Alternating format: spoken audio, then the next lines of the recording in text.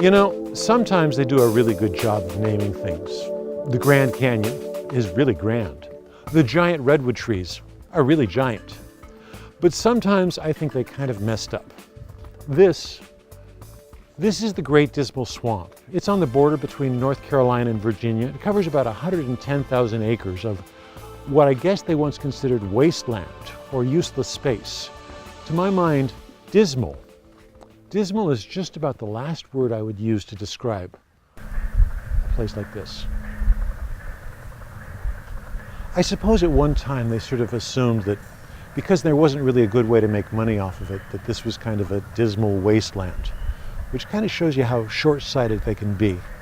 In 1974, this area was turned over to the management of the Federal Fish and Wildlife Service.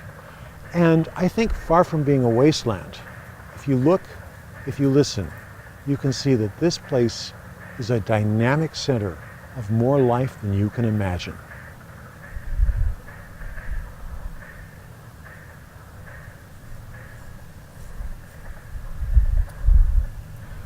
Drummond Lake, at the heart of the swamp.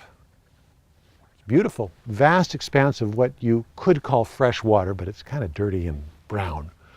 Covers 3,100 acres to a depth of about 3 feet. But that's kind of the way things are in a swamp. Things are often not what they seem. Now, up until about 45 years ago, this area was lined with hunting cabins. There were about 17 little lodges where parents would take their children, older brothers and older sisters would go, and they would come, they would spend the night on the edge of the swamp, and the mist would rise. And they would tell the story of the woman in the white canoe, supposedly a ghost of someone who had drowned here years before. They made her a grave too cold and damp for a soul so warm and true.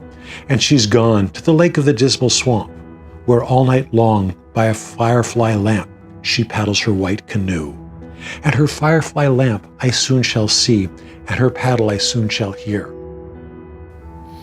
Maybe there wasn't a woman in the white canoe, but there are plenty of scary stories about life in the Great Dismal Swamp.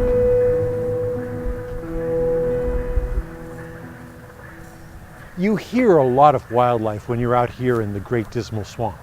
You hear it everywhere, but you don't necessarily see it. That's partly because, well, the forests are so thick, it echoes, the sound travels in a strange way across the water and across amongst the trees.